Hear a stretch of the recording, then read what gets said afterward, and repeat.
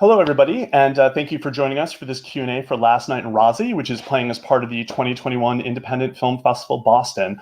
So glad for you to join us. We have a lot of special guests, so let me bring them up and introduce them to you. First, we've got director Sean Gannet. Welcome, Sean. Hi, Brian. Thanks for having me. We've got writer and producer Ryan McDonough. Hello. Hi, Brian. Thanks. And we have the stars of the film. We've got Neil Brown Jr. Hello. Hey. And Jeremy Sisto. Welcome all. And to moderate this Q&A, we have Erin Trahan from WBUR's The Artery. Hi, Erin. Hi. Really looking forward to this conversation. If you're watching this live and you have any questions that you want to send out to the panel, you can put your comment into the YouTube chat thing over there, and we will get to as many as we can get to. But apart from that, Erin, I'm going to throw it over to you. All right. So welcome everyone in your homes, in your offices, in your basements, wherever you are. I wish we were all together. I'm sure you might too. Thank you to Brian, to Nancy for putting together another amazing festival that celebrates both independent film and Boston. And what a perfect way to do that. Talking about Last Night in Rozzie. It's really a culmination of all the things I think IFFB has been bringing to the Boston community for as long as it has. So I'm excited to be here. Thank you all for being here. Ryan, because you are the local guy, let's start with you. You're wearing the t-shirt. Yes. I know it started as a short film that both you and Sean worked together on the short. So go back in time and tell us about, where this story came from for you and how Sean got involved. And yeah, let's just start at the beginning. Awesome. Thank you so much, Erin. I'll try to put it in a nutshell. I grew up in Boston, Roslindale, big part of my experience growing up. And, I had the idea for this screenplay. It was the first screenplay I ever wrote. I was on a This American Life story about Cuervo Man, which was me. And it was going to be developed into a movie and all this other stuff was going on. It's like, all right, what can I do? Can I act in it? And they were like, probably not. What can you bring to the table? I was like, time to start, learning how to write a screenplay. So this was the story I started to write. And I wanted to write about going home. I was living in New York for years, and I felt like that the guy who loves being from Boston, talking to everybody in New York about the Red Sox and all this other stuff. But like, people are like, why don't you move back to Boston? And I'm like, because I like it here. I felt like a poser and a faker. And it was like, what happens if you actually, go home? And I'd been home many times, but I decided to have this story about somebody who experiences some trauma, as Ronnie Russo does, and goes back. And so it's obviously not autobiographical, but there's a lot of stuff from my life, alcoholism, PTSD, different kinds of trauma, single mom, like all these things. So that was the story. I knew Sean and I had worked on some stuff together, some really funny, stuff. We were involved in like a lot of comedy type of things. And then I showed him the script and he read it and he, I'll let him talk about it, but he really fell in love with it. And he has a similar experience that I had. And it was something that we were passionate about. So, years later, I'm out in, I moved from New York out to Long Beach in LA where I am now. And we weren't gonna be able to make the feature. We're like, could we make a short out of this as a sort of proof of concept? And I get to act in it. And then Jeremy took my role in the feature, but that's all right. I think he did okay. And, and that was the process, and so here we are with a feature film that we're just so proud of that has been like 12 years in the making. And Sean is the perfect person to direct this. And I'm just so glad that he wasn't just a director, he was a partner. Like we developed the story quite a bit together as well. He was so helpful with getting the story right. So, and obviously our actors are just phenomenal. I'm so glad they're here with us right now. So Sean, maybe you could pick up from there and just, you were both involved in the short together then, and you pulled that off together and decided that, yeah, you're going to push for a feature, which, with the kind of movie that this is, one that's, it's a drama. It's it's great that you got this thing made, really. And I'm sure it wasn't easy. Can you tell us a little bit of, add to Ryan's story about the process and you coming on and not being familiar with Rozzie as a place? Totally. Yeah. Thanks, Erin. From the moment I read this script it actually began as a feature, as Ryan said, and from the moment I read it, I just connected with it automatically. I just felt like I related so much to so many of the characters in the film. I also grew up with a child of a single mother. I was estranged from my father. Like, I had all these mixed emotions about how do I, what would it be like to sort of like grow up with a dad, like with a proper dad, and just sort of like the idea of like trying to heal from all that intergenerational kind of like stuff that gets passed down. That just resonated so strongly with me from the very beginning. And I think Ryan and I just really connected over that kind of like personal relationship to the story right away. And we decided together to, hey, let's try and make this short happen. Making a feature length drama is basically don't do it. Like, and you ask anybody, do you want to make we want to make an independent film? Oh, that's great. Is it a genre piece? Is it like something really high concept? Is it, is it something that we, that has a niche or something? And we're like, well, it's just a really great, really well told, dramatic film about trauma and overcoming it. And if you talk to anybody in the business, they're like, okay, well, that sounds like a passion project, but like, good luck. And we made the short because at the time it was the only thing that we felt we could get our hands around. The only thing we felt we could raise the money for. And after making the short and just seeing the short, like, proved that this was a story people wanted to see. And whenever we showed it to people, they were like, wow, it feels like there's so much more here. And when we showed it to the right people, they put like weird, crazy ideas in our mind that we could actually raise the money for it. And through the just tenacity and absolute just pit bull nature of Ryan, he scrapped together the money and the funds to make the feature film. And it was just it was just like, really, it was a labor of love. And it's kind of just like when you embark on a film, it's going to be hard. So like, why put more obstacles in front of yourself? But we were just like, just pile it on. We'll take all the challenges. So Neil and Jeremy, thanks so much for being here with us too. Neil, this is your first feature film lead role, as I understand it, but you've got tons of experience. What about the project drew you in, and about Ronnie's character? What was the appeal for you in exploring who he is? Well, first of all, my eyes always pop open when it's a mixed kid, just because I'm a mixed kid. It's just and I didn't see a lot of that coming up as an actor. 27 years I've been doing it. It just, wasn't always on the page, right? It wasn't always like, oh, so I always pop and I look. And then when I read it, I mean, I understand trauma and I understand the generational trauma. And I understand how it affects you more than just yourself, and how it's like a ripple effect, and how important it is to address that, and how hard it is to address that, and how many times when you think you're addressing it, you're really just suppressing it. And so when I read the story, it was just a very human story with a very, a multifaceted character that had depth, and he, the story in itself was just amazing. My wife jumped from, that was a big thing. My wife, when she read it, and she was like, "Ooh, I love this." I was like, "Oh, okay, well, I'm definitely gonna love it." And so, when I read that and saw the passion behind the writing, and how it really just resonated with me and my own personal story, I had to do it. I got very, very excited about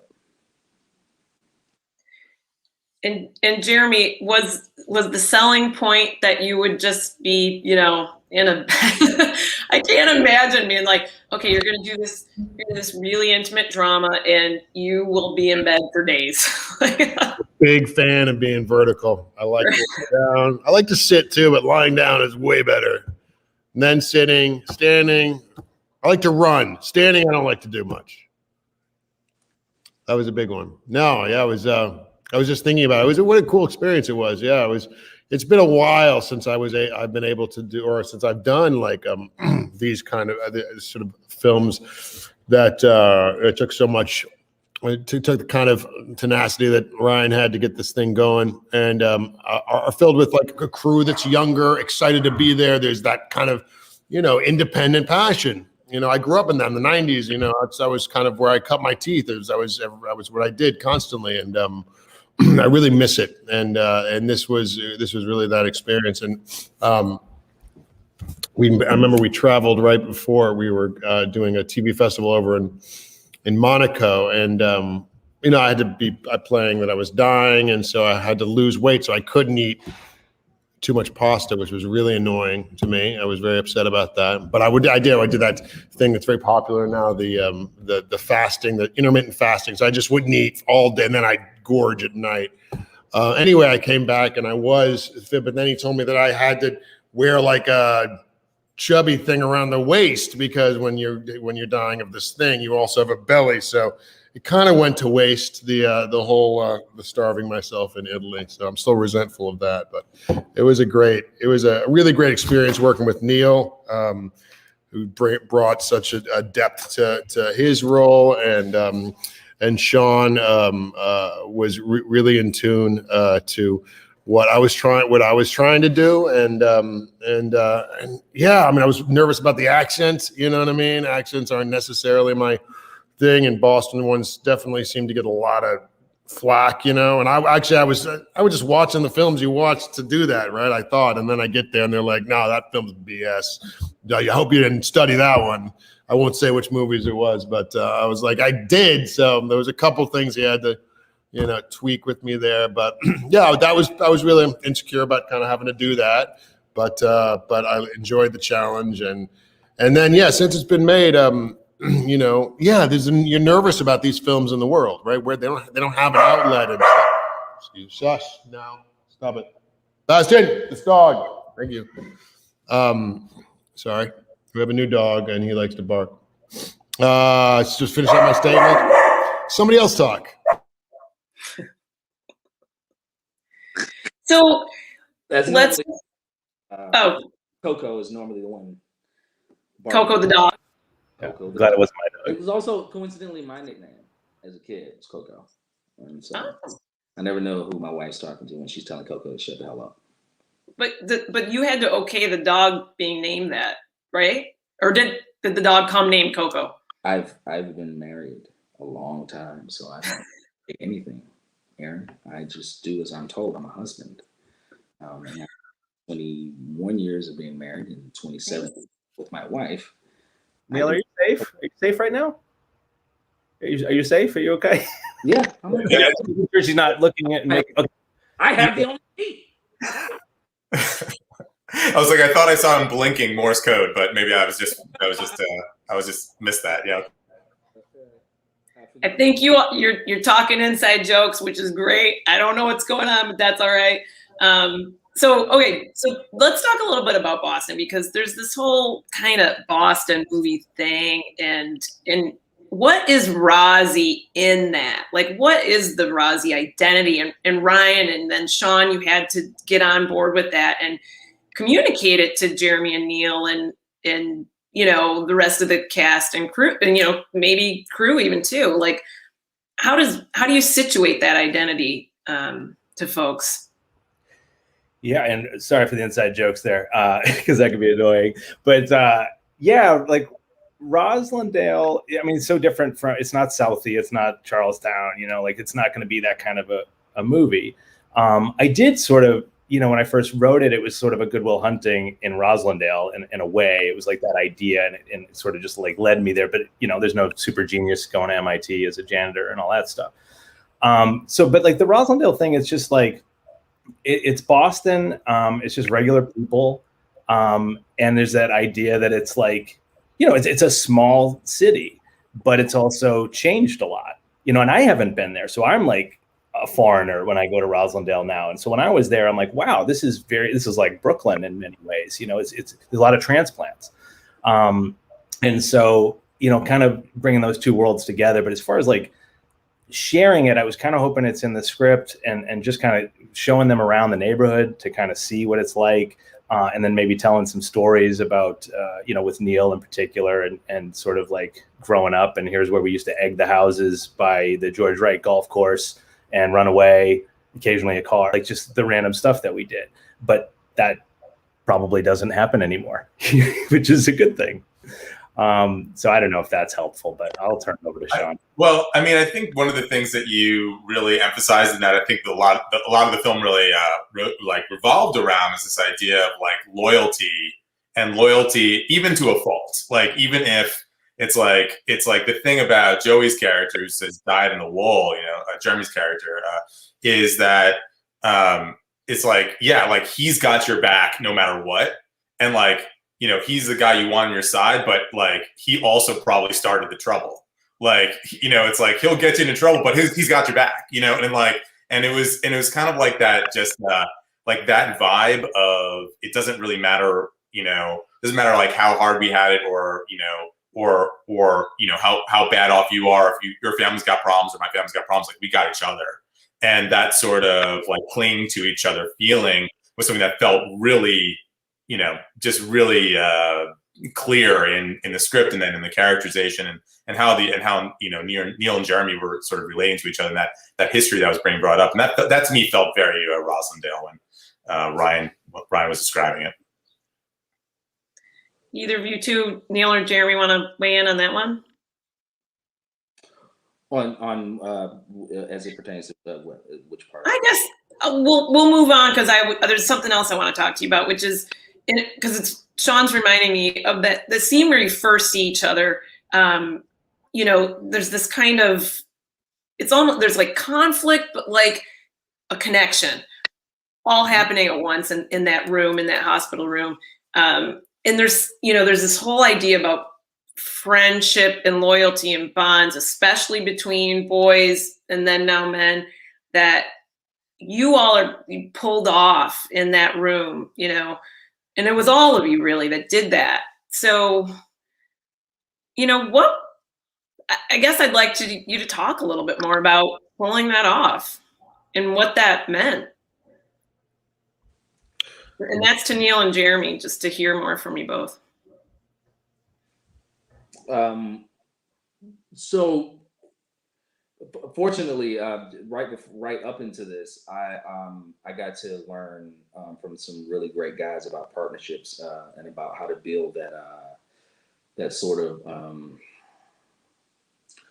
life that came before this moment, right? Richard Schiff, who taught me so much. He's one of my favorite actors, and then we played partners in the movie, and he taught me so much about creating this history without it actually being there, by finding like commonality and stuff like that, right? And I do know what it's like to have a friend that gets you into trouble. I know what it's like being the friend who gets the friend into trouble and helps him get out. So I understood the story. I understood how I even do it on my show with David Boreanaz, like creating this this history. And it was all there on the page. So it kind of jumped out to me.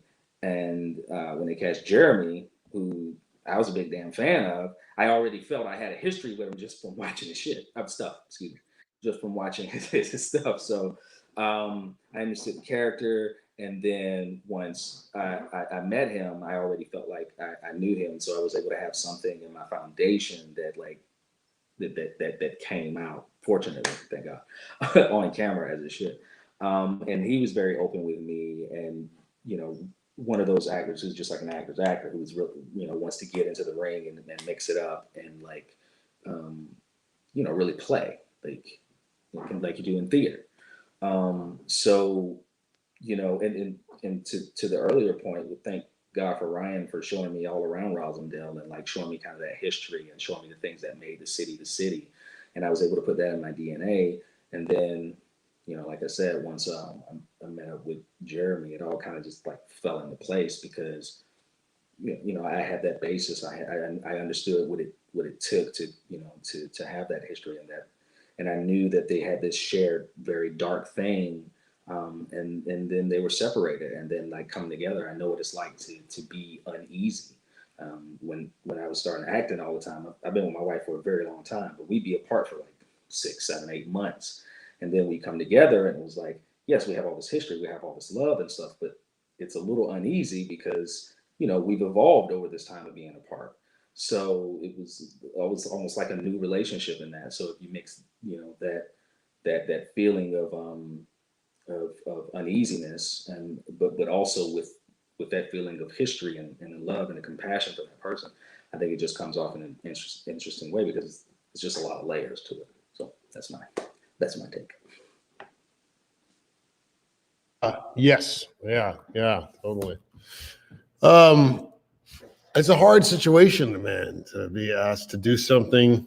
I have a situation right now with this a good friend who's in a difficult situation, asking me to do something that I don't feel is right, and it's so hard to like kind of figure out what to do. Trying to draw boundaries where you feel you're cutting somebody off, and especially if they're going through a really dark time. And so, you know, Neil brought all that in, and the script had all that there. And I think, you know, as an actor, I kind of like, I had stuff like I had a friend very, very young, really tight, and it was not, you know, he's not with us any longer. He went down a really dark road, and it was a similar kind of vibe. So we had that to play with, but really it was kind of like, you know, you try to bring a real sense of, I remember when we're talking about things that we meant remember, you just try to make it feel, you just think of something real. So it feels like you're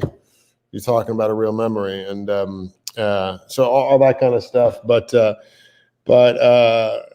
yeah, it was, you know, it was complicated. You know what I mean? It's complicated because, you know, going into this, Neil's character, he didn't know how to, he didn't know how to trust him. You know, how much you should trust him. What level of manipulation is going on? You know what I mean? Mm-hmm. What is the manipulation? What is the manipulation that's intentional? What's the manipulation that's just inherent to how psychologically damaged the person is? And then when you bring in the guilt of all this, you know, it's a super complicated script and dynamic.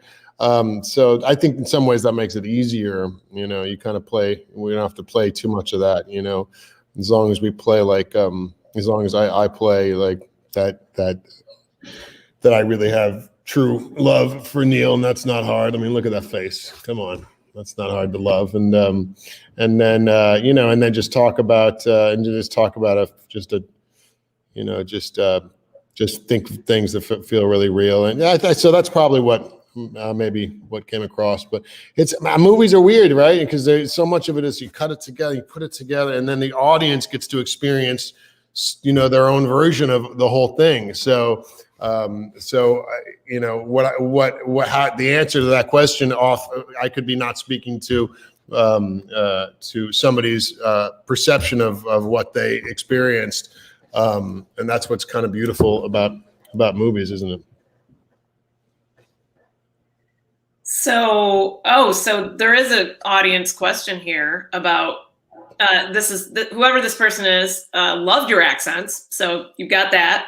You got one fan for sure, if not thousands more. How did you find the kids, and did you share set time? They were exceptional. So that sounds like a Sean / maybe Ryan question. Yeah. I mean, well, you know, as far as the kids were concerned, that was all just like local casting. I mean, we really just, you know, bared down and tried to see as many kids as we could. There were a lot of connections in the Boston area. And so like, we actually had a lot of friends just be like, how about my kid? You know, and like, just like sort of like, you know, like, hey, maybe he can read, you know? And we did say yes to all those. Like I played catch with like a ton of kids.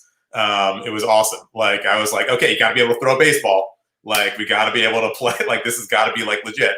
Yeah, and then it honestly, like, it just happened one day in one of the casting sessions that young Ronnie, Neil's younger version, like, he just came in to read. Like, he walked into the room, and it was kind of like, we were just like, oh God, like, he looks like the part. And like, internally, you're just like, okay, just be good. Just like, please give a good read on this one, because like, we really want this. And Grayson Cage was awesome in the room, and we're like, oh, he's just the perfect mini Neil. And then he got to spend a little bit of time with you, Neil, right? Like, on set. Yeah. As soon as it's always interesting when they try to, they cast a younger me or older me, or even like the parents of what creates this look, right? And I'm always like, because the idea of it is always many times is completely different from what is true. So when you found him, I got very excited. So I started messing with him from the moment I saw him, and I started joshing him and then poking fun of him, but then also like having a good time with him and asking him about a bunch of stuff, and like, what he was into, school, what his grades like, and all that stuff. And so we ended up having a really good time, and I was like messing with him. I was like, it's hard work out here having this curly hair and this light skin, brother. So we had a good time. We just looked like a little Puerto Rican. And then actually, Ryan, who played young Joey, actually Ryan McDonough has a great story about Ryan Trahan. Yeah, he's the son of a really good friend of mine. We went to Roxbury Latin together, a Rozzie guy, and our production office was in the house that my friend Rick grew up in. So like, it's just everything's tied together, and it all worked out. And honestly, we wouldn't have cast him if he wasn't amazing, which was a hard thing. I was like, we'll read him, and I really hope he's good. He's professional. He's been doing movies for a while, which is great. So we knew he'd be okay, and he came in and killed it. And we were like, this is amazing to have this opportunity. And then James, who came in to play JJ, is just such a pro. And so, he's 10, 11. He's like 100 now. He's so old. Like, they all are. But we just lucked out. Like, we lucked out with this cast, with these kids, because they were just phenomenal. And we didn't know how hard it was going to be. And, and then it actually worked out way better than we could have imagined. So really, really happy about it. I know you also had to make the decision to shoot this in Massachusetts, and that is a big decision. And I know you took advantage of the film tax credit, because I'm working on a story about that, and it's under debate again. Can you just say it really quick, because we don't have a ton of time, what went into that decision? And I'm guessing there's a lot of people perhaps who worked on this who are watching right now. Just thoughts on shooting in Mass versus other places. I mean, for me, the authenticity, it had to be in Roslindale. Like, we shot the short, we shot it in a studio out here, and then we shot a bunch of pickups, in the summer to just get the place. But my dream has always been like, I want to shoot on Healy Field. I want to shoot, in these houses. I want to see the Jamaica Way, all these things that are in the script. And it was really important. And people were like, that's going to be tough. But then that tax credit came into play too. And it was like, wow. I mean, we paid for post with the tax credit, with a loan against the tax credit, because it's hard to raise money for a movie. It's really hard, and especially a drama. It doesn't matter how good people think it is. They're like, is it going to make money? And I had amazing investors who just believed in this story and loved it. So that was something that was important. For two reasons. Mainly, it was that authenticity, but also being able to capitalize on that tax credit and hire people locally and have that community. I mean, the things that came together for this movie came together because we were in Roslindale, honestly.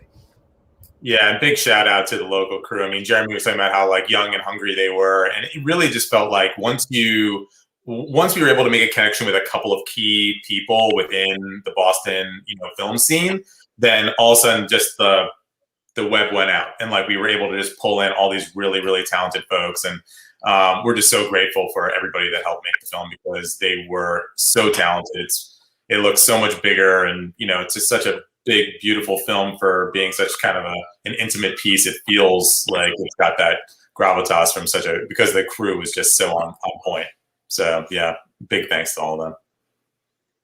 and just another kid segue, Jeremy, I understand you've done voiceovers in both Ferdinand and Frozen 2. Which soundtrack is better? Soundtrack. Yeah, well, I'm trying to remember. The Ferdinand had that a castle and the whatever thing song that me and my kids sing together. So I really like that, but I don't remember the other song. Remember, was it a musical? It was a musical, right? I've listened, so I've got you. Anyway, that was like the throw. That's Frozen like too, yeah, throw that's out to have a little fun, even though this is a serious drama, hard hitting.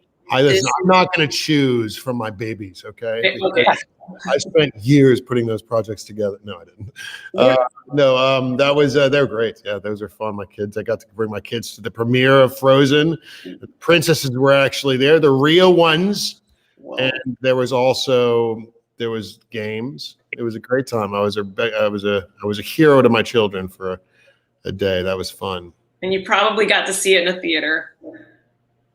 Yes, this was pre all of the stuff. Yes, Yeah. but yes.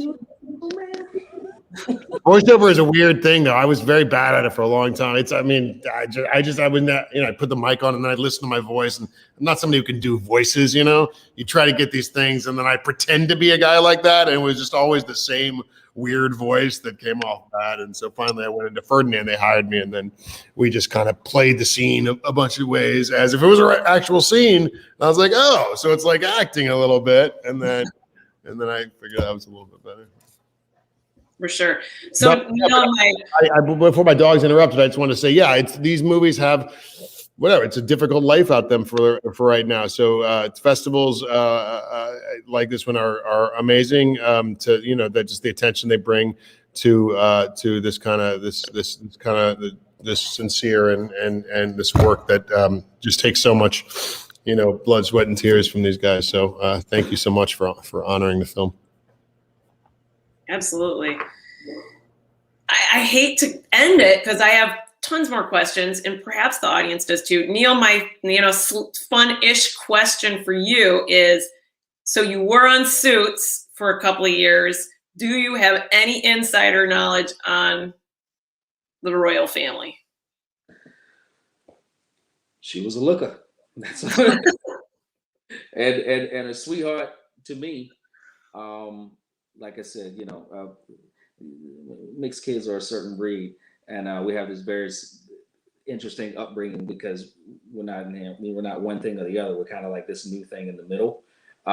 So it's all these things that even the hair care products, we can all laugh about and joke about, and so there was some fun with that. She was pretty awesome at the time, and I had a great time working on the show until they killed me. So they had to. I was working. Last question. Any last words from everyone, but also Sean and Ryan, just let us know what's next for Last Night in Rozzie, and for you maybe. Sure. First of all, thank you so much for IFFBoston having us. I mean, it's just a dream, to be able to screen at this festival. It means so much to me and to all of us. We got a distribution deal, so which is pretty exciting. That we'll have more news coming out, but we're just so excited to actually have this film that is being able to will be seen far and wide of the U.S. Coming up in the fall. So, and it'll include a theater in Boston. I'm just going to say that, which is awesome. That's what's happening with this. There's a lot of work to do with that. I'm working on a horror film behind me because those make money. And that's it. What do you got, Sean? Yeah, I'm just gonna say you're late on the horror film, but great job. Great job on getting to work on something we can make money on. I just want to say big thanks to Independent Film Festival Boston. I mean, this is from the very beginning, we basically felt like if we didn't screen at this festival, we didn't quite arrive. And so it's a real honor. And thank you, Brian. Thank you to the whole IFFB staff because it's just incredible. I was praising the cast and the crew earlier. I got to praise the cast. I mean, they just carried the film so beautifully. And Nikki Whelan, who wasn't here, also incredible job as Patty, and Kevin Chapman, who makes an amazing appearance, Boston local hero.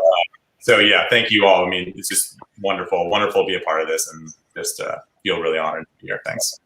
Well, on behalf of the festival, I want to thank you all. Erin, thanks for moderating. And then Sean, Ryan, Neil, Jeremy, thanks so much for sharing your time. More importantly, thanks for sharing this film with us and our audience. We really appreciate it.